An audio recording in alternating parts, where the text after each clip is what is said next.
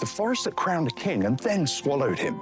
I'm standing in a forest that once decided who ruled England. Long before this was a pine plantation and dog walkers and known for UFO spottings, Rendlesham Forest sat at the heart of East Anglian power. This was not wilderness, it was royal land.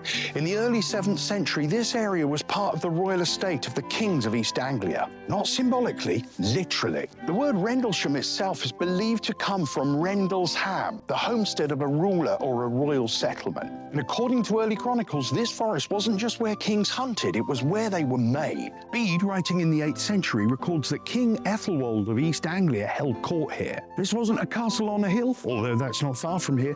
It was authority exercised from Woodland. Forests like this were places of judgment, assembly and power, open enough to gather, controlled enough to dominate. But forests also remember what towns forget. Later traditions claim that Rendlesham was a place where oaths were sworn, disputes settled and royal decisions made in public view. Down beneath these trees and you're not in nature, you're in a courtroom without any walls. And then there's what happened after. By the late Anglo-Saxon period, East Anglia fractured, kings vanished from the records, royal estates were abandoned or absorbed.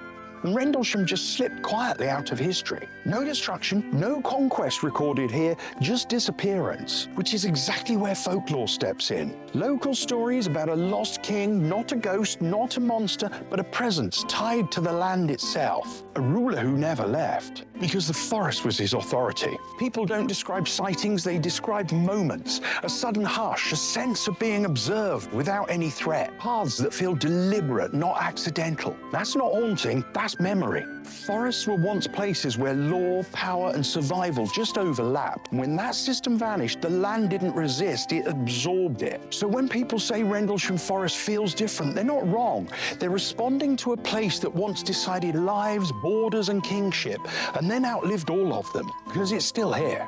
This isn't a forest with a secret, it's a forest that used to rule. And if you listen carefully, it still does. If you enjoyed this video, please hit like, please leave a nice comment, and please subscribe to our channel for more content like this.